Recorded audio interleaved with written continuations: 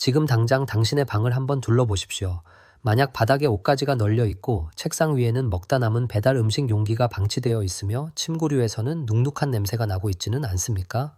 만약 그렇다면 죄송하지만 당신의 인생은 지금 서서히 침몰하고 있는 중입니다. 이건 단순한 청소 문제가 아닙니다.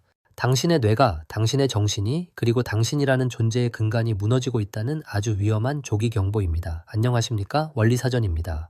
우리는 종종 인생의 거대한 파도에 휩쓸려 모든 의욕을 상실한 채 침대에 파묻히곤 합니다.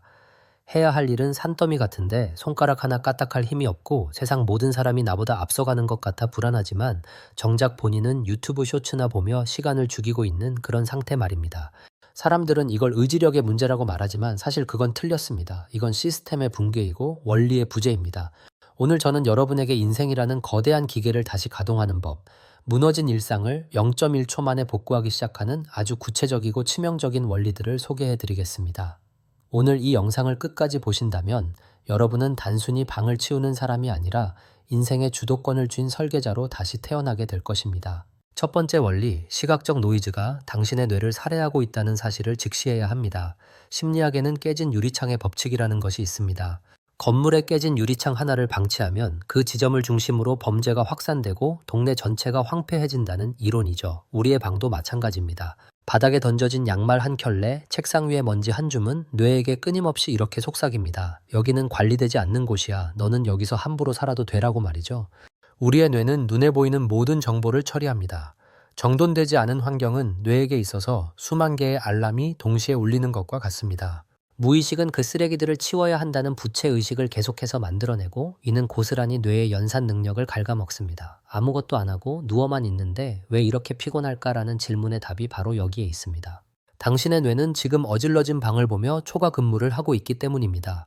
주변을 정리하는 행위는 단순히 공간을 깨끗하게 만드는 것이 아닙니다. 그것은 뇌의 CPU 점유율을 강제로 낮춰서 비로소 진짜 중요한 생각을 할 수 있는 여유 공간을 확보하는 고도의 정신적 연산 작업입니다. 두 번째 원리, 씻는 행위는 단순한 위생이 아니라 자아를 재부칭하는 의식입니다. 일상이 무너진 사람들이 공통적으로 보이는 증상이 무엇인지 아십니까? 바로 씻지 않는 것입니다. 집 밖을 나가지 않으니 씻을 필요가 없다고 생각하지만 그건 인과관계가 거꾸로 된 것입니다. 씻지 않기 때문에 의욕이 생기지 않는 것입니다. 씻는다는 것은 나 자신에게 보내는 가장 강력한 신호입니다. 나는 아직 가치 있는 존재이며 나는 나를 돌볼 자격이 있다라는 선언이죠. 따뜻한 물이 피부에 닿는 순간 우리 몸의 부교감 신경이 활성화되며 경직된 근육과 긴장된 마음이 이완됩니다.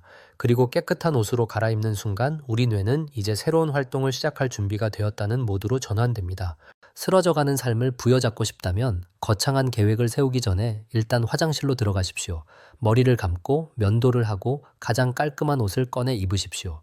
거울 속에 내가 정갈해 보일 때 비로소 세상을 상대할 최소한의 갑옷을 입은 셈이 됩니다. 세 번째 원리, 이제 1제곱미터의 승리에 집중해야 합니다. 인생이 망가졌다고 느끼는 사람들의 가장 큰 실수는 한 번에 모든 것을 바꾸려 한다는 점입니다. 방 전체를 대청소하고 내일부터 새벽 5시에 일어나고 갑자기 매일 2시간씩 운동하겠다는 계획은 100% 실패합니다. 뇌는 급격한 변화를 위협으로 간주하기 때문입니다. 그래서 우리는 뇌를 속여야 합니다. 지금 당장 여러분의 방에서 딱 1제곱미터, 그러니까 여러분의 팔이 닿는 책상 위나 침대 주변의 작은 공간만 정해 보십시오. 그리고 그곳만은 그 누구보다 완벽하게 정리하는 겁니다. 먼지 하나 없이 닦고 물건들을 자로 잰 듯이 배치하십시오. 이 작은 공간이 여러분 인생의 성소, 즉 안전구역이 됩니다. 이 1제곱미터의 질서를 확보하는 순간 여러분의 뇌는 아주 중요한 경험을 하게 됩니다. 바로 내 의지대로 무언가를 통제했다는 감각, 즉 자기 효능감입니다. 이 작은 승리의 기억이 도파민을 생성하고 그 도파민이 내일은 이 제곱미터를, 모레는 방 전체를 치울 수 있는 에너지가 되어줄 것입니다. 거대한 성벽도 결국 돌멩이 하나를 놓는 것에서 시작된다는 사실을 잊지 마십시오. 네 번째 원리, 아침 30분의 주도권을 사수하십시오. 현대인들의 영혼을 가장 효율적으로 파괴하는 도구가 무엇인지 아십니까? 바로 침대 머리맡에 놓인 스마트폰입니다. 잠에서 깨자마자 스마트폰을 집어드는 순간 당신의 하루는 타인에게 점령당합니다. 자극적인 뉴스, 인스타그램 속 화려한 타인의 일상, 부정적인 댓글들. 이런 정보들이 뇌에 쏟아지는 순간 당신의 뇌는 수동적인 반응 모드로 고정됩니다. 하루의 시작을 내가 결정하는 것이 아니라 알고리즘이 던져주는 미끼를 덥석 무는 것으로 시작한다면 그날의 주도권은 이미 끝난 것입니다. 원리사전이 제안하는 핵심 원리는 기상 후 최소 30분 동안은 절대 스마트폰을 만지지 않는 것입니다. 대신 창문을 열어 환기를 하고 물 한 잔을 마시며 오늘의 공기를 느끼십시오. 뇌가 깨어나는 소중한 시간에 타인의 목소리가 아닌 나의 내면의 소리를 듣는 것, 이것이 일상의 무질서를 막는 가장 강력한 방어선입니다. 다섯 번째 원리, 하루의 과업을 3개로 압축하는 시스템을 구축하십시오. 의욕이 앞서는 날에는 10가지, 20가지의 할 일 목록을 적어 내려가지만 결국 저녁이 되면 절반도 못한 자신을 자책하며 잠듭니다. 이런 실패의 경험은 자기 신뢰를 깎아먹는 독이 됩니다. 우리는 더 똑똑하게 움직여야 합니다. 오늘 하루 지구가 멸망해도 이것만은 끝내겠다는 핵심 과업 딱 3가지만 정하십시오. 아주 사소한 것도 좋습니다. 예를 들어 분리수거하기, 책 5페이지 읽기, 부모님께 안부 전화하기 같은 것들 말입니다. 목록이 적으면 집중력이 분산되지 않습니다. 그리고 그 일을 마쳤을 때 체크리스트에 과감하게 선을 그으십시오. 그 선 하나를 긋는 행위가 여러분의 뇌에 나는 약속을 지키는 사람이다라는 문신을 새기는 과정입니다.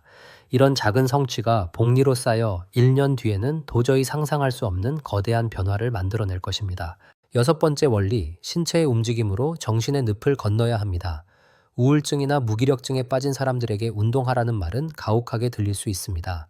하지만 이건 선택의 문제가 아니라 생존의 문제입니다. 정신과 신체는 동전의 양면과 같습니다. 마음이 무거워서 몸이 안 움직이는 것이 아니라 몸을 움직이지 않기 때문에 마음이 무거워지는 것입니다. 거창한 헬스장에 갈 필요도 없습니다. 그냥 신발을 신고 밖으로 나가 10분만 걸으십시오. 햇볕을 쬐며 다리 근육을 사용하는 순간 뇌에서는 세로토닌과 엔도르핀이 분비되기 시작합니다. 이는 그 어떤 약물보다 강력한 천연 치료제입니다. 걷는다는 행위는 뇌에게 나는 정지하여 있지 않고 앞으로 나아가고 있다라는 물리적 신호를 보내는 것입니다. 정체된 에너지를 순환시키고 뇌의 회로를 다시 연결하는 가장 빠른 방법은 바로 당신의 2발을 사용하는 것입니다. 마지막 7번째 원리, 자기 신뢰라는 자산을 관리하십시오. 결국 이 모든 원리의 종착역은 나 자신을 믿는 힘입니다. 우리가 남과의 약속은 목숨처럼 소중히 여기면서 왜 자신과의 약속은 그렇게 쉽게 어길까요? 자신과의 약속을 어길 때마다 우리 내면의 자존감 통장에서는 잔고가 빠져나갑니다. 통장이 바닥나면 우리는 결국 나는 아무것도 할 수 없어라는 파산 선언을 하게 되죠. 하지만 반대로 오늘 내가 정한 일 제곱미터의 청소를 끝내고 3개의 할 일을 완수하며 아침의 주도권을 지켜냈다면 여러분의 자기 신뢰 통장에는 잔고가 차곡차곡 쌓입니다. 이 잔고가 넉넉해지면 나중에 인생에 커다란 시련이 닥쳐도 두렵지 않습니다. 나는 나를 통제할 수 있고 나는 다시 일어설 수 있다는 확신이 있기 때문입니다. 성공은 대단한 재능이 아니라 오늘 하루 나 자신과의 약속을 몇 번이나 지켰느냐는 사소한 승리들의 합입니다. 여러분, 변화는 결코 직선으로 일어나지 않습니다. 때로는 다시 나태해질 수도 있고 어질러진 방을 보며 한숨 쉴 수도 있습니다. 하지만 괜찮습니다. 원리사전이 여러분에게 드리고 싶은 마지막 위로는 완벽해지려 하지 말라는 것입니다. 100%의 완벽함보다 중요한 것은 1%의 지속성입니다. 오늘 실패했더라도 내일 다시 1제곱미터를 치우면 됩니다. 넘어지는 것은 죄가 아니지만 넘어진 자리에 계속 누워있는 것은 당신의 영혼에 대한 직무유기입니다. 무질서한 공간에서는 무질서한 생각만이 태어납니다. 질서 있는 삶을 원하신다면 지금 바로 이 영상을 끄고 바닥에 떨어진 쓰레기 하나를 줍는 것부터 시작하십시오. 그 작은 행동이 당신의 인생을 바꾸는 위대한 서막이 될 것입니다. 당신의 방이 정돈될 때 당신의 마음도 당신의 미래도 비로소 길을 찾게 될 것입니다.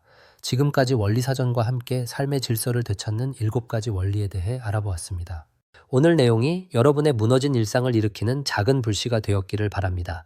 여러분은 이미 이 영상을 여기까지 시청했다는 것만으로도 변화를 갈망하고 있다는 증거이며 그 자체로 충분히 훌륭합니다. 여러분의 새로운 시작을 진심으로 응원합니다. 오늘의 원리가 유익하셨다면 구독과 좋아요를 부탁드립니다. 여러분의 작은 관심이 더 깊이 있는 원리를 탐구하는 데 큰 힘이 됩니다. 다음 시간에도 여러분의 삶을 단단하게 지탱해줄 명확한 원리와 통찰로 돌아오겠습니다. 지금까지 원리사전이었습니다. 시청해주셔서 감사합니다.